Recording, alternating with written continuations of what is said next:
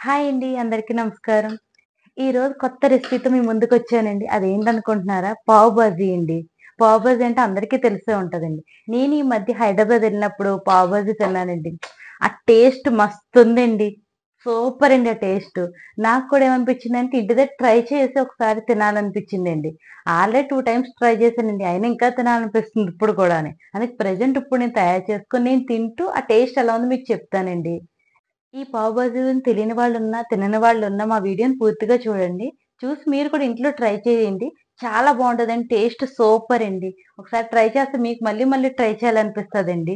అలాగే ఈ పావు బాజీ తెలిసిన వాళ్ళున్నా, తిన్న వాళ్ళున్నా కూడా మీరు కూడా మా వీడియోను ఒక లుక్కేసుకొని ఒక లైకేసుకోండి. అలాగే దీంతో పాటు ఈ పావు బాజీని ఎక్కడ తిన్నారో, ఏ ఏరియాలో తిన్నారో, ఎక్కడ మీకు మస్త్ అనిపిచ్చిందో అది మాకు కామెంట్ చేయండి. ఇప్పుడు మొదలు పెడదాం వచ్చేయండి. ముందుగా ఒక కుక్కర్‌ని తీసుకోవాలి. క్యారెట్ ముక్కలుగా కట్ చేసుకోవాలండి. కట్ చేసుకున్న ముక్కలు వేసుకోవాలి. ఈ బఠానీ అండి, ఎండు బఠానీ అండి. ఇది నేను నైట్ నానబెట్టానండి. నైట్ నానబెట్టి ఇప్పుడు ఇందులో వేస్తున్నాను. బంగాళదుంపను ముక్కలుగా కట్ చేసుకొని ఇందులో వేసుకోవాలండి. ఒక బీట్రూట్‌ని ముక్కలుగా కట్ చేసుకొని ఇందులో వేసుకోవాలండి. క్యాబేజీని కొద్దిగా ముక్కలుగా కట్ చేసుకొని వేసుకోవాలండి. ఇది పావు బాజీ మసాలా అండి. ఇది మార్కెట్‌లో దొరుకుతుంటది బయట. ఇది హాఫ్ స్పూన్ వేసుకోవాలండి. ఒక స్పూను కల్లుప్పు. ఇందులో గ్లాస్ వాటర్ వేసుకొని మొత్తం ఉడకబెట్టుకోవాలండి. ఇప్పుడు ఇవన్నీ వేసుకున్నాం కదండీ! వీటిని ఇప్పుడు ఒక 4 విజిల్స్ వచ్చే వరకు మనం ఉడకబెట్టుకోవాలి. దీన్ని స్టవ్ పైన పెట్టుకొని 4 విజిల్స్ వచ్చే వరకు ఉడకనివ్వాలండి. కుక్కర్ పెట్టాం కదండీ! అవి ఉడికే లోపల ఆనియన్స్, క్యాప్సికమ్, పచ్చిమిర్చి ఈ విధంగా కట్ చేసుకొని పక్కన పెట్టుకోవాలండి.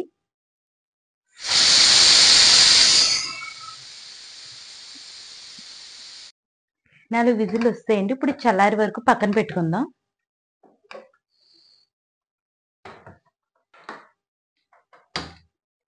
అవి చల్లారే లోపల మనం స్టవ్ పై పాన్ పెట్టుకుందామండి. పాన్ పెట్టుకొని ఇందులో మనం కొద్దిగా బటర్ కూడా వేసుకుందామండి.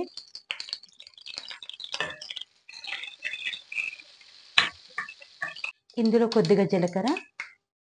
ఇప్పుడు ఇందులో ఉల్లిపాయలు వేసుకోవాలండి.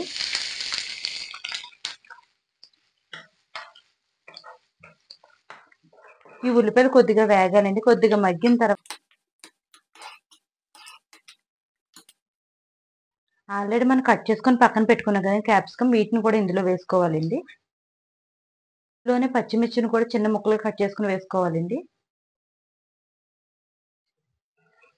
ఇవి బాగా వేగాలండి.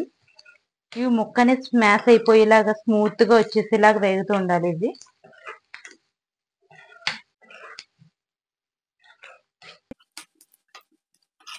ఇప్పుడు ఇందులో టమాటా జ్యూస్ వేసుకోవాలండి.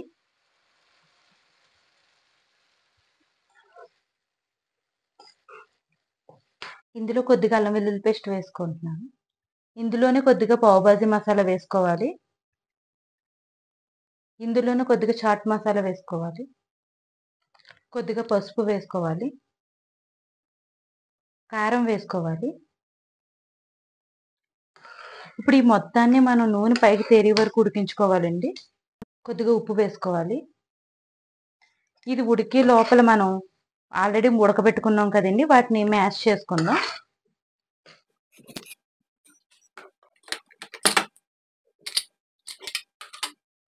ఉడికిపోయాయండి ఇవి. ఇప్పుడు వీటిని మెత్తగా ముద్దలా చేసుకోవాలండి. స్మాష్ చేసుకోవాలి.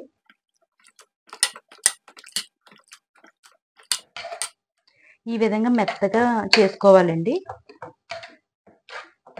ఇప్పుడు దీన్ని పక్కన పెట్టుకుందాం. ఇప్పుడు ఇందులో కొద్దిగా వాటర్ వేసుకొని ఉడికించుకుందామండి. ఎక్కువ కాదండి కొద్దిగా.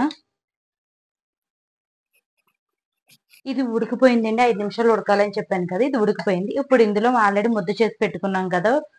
వెజిటబుల్స్ అన్నీ ఆటిని ఇందులో యేసుకుందాం. ఇప్పుడు ఉడకబెట్టింది వేసాం కదండీ! ఇప్పుడు కొద్దిగా వీటన్నిటిని ముద్దలా చేయాలండి. మొత్తం ఆనియన్స్, క్యాప్సికమ్ ఇయన్నీ కూడా యేసాం కదా! వాటిని ఇప్పుడు వేసిన ముద్దని మొత్తం అంతా కలిసేలా కలుపుకోవాలండి.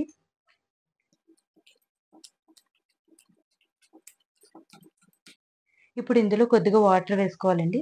ఈ వాటర్ వేసుకొని ఒక 10 నిమిషాలు ఉడికితే సరిపోతుందండి.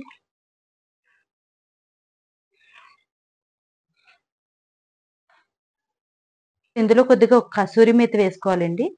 ఇలా నలిపి వేసుకోవాలి.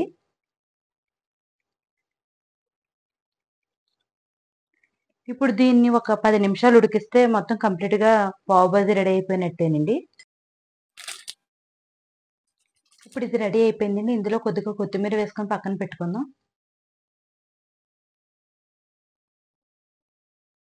ఇది ఉడికిపోయిందండి ఇప్పుడు. దీన్ని తీసి పక్కన పెట్టుకుందాం. ఇప్పుడు దీనిపైన ఇంకో పాన్ పెట్టుకొని మనం బ్రెడ్స్ ఫ్రై చేసుకుందాం.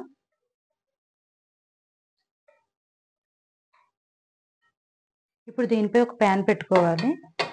ముందుగా కొద్దిగా బటర్ వేసుకోవాలండి.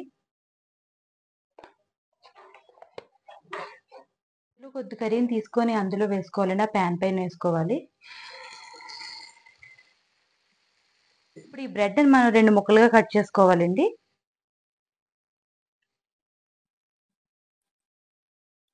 ఇలా 2 ముక్కలుగా కట్ చేసుకోవాలండి. ఇప్పుడు ఈ బ్రెడ్‌ని ఇందులో ముంచాలిలా.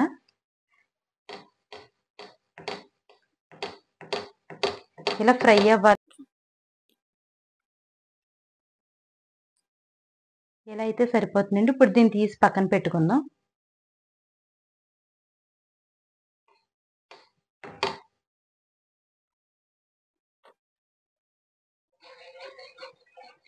ప్రతి బ్రెడ్‌ని ఇలాగే కాల్చుకోవాలండి. ప్రతీది ఒక్కొక్కటి ఇలా కాల్చుకొని వేసుకోవాలి.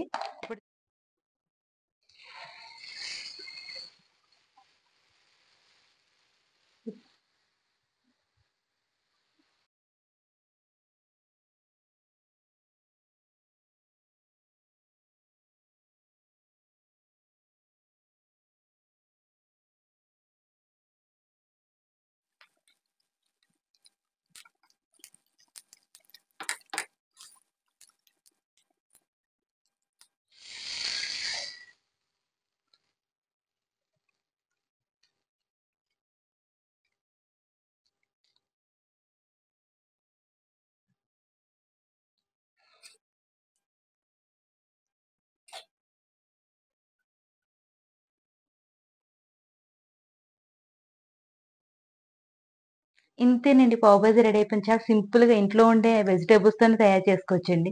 చాలా ఈజీ అండి. చూడండి, పావు బాజీ రెడీ అయిపోయింది. ఇప్పుడు దీన్ని టేస్ట్ చేద్దామండి. ఇప్పుడు ముందుగా నిమ్మకాయ పిండుకుందాం. ఈ నిమ్మకాయ కర్రీలో పిండితే దీని టేస్టే వేరండి. వేరే లెవెల్‌లో ఉంటది టేస్టు. ఇప్పుడు దీన్ని ఒక పీస్ తీసుకొని తిన్నామంటే అబ్బబ్బబ్బబ్బా!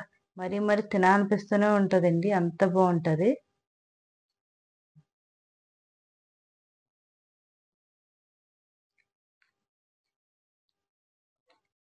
హ్మ్. సూపర్ అండి.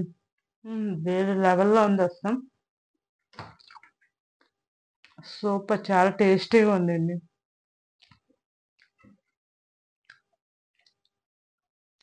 ఈ పావు బాజీ మసాలా మాత్రం చాలా బాగా వచ్చిందండి అసల.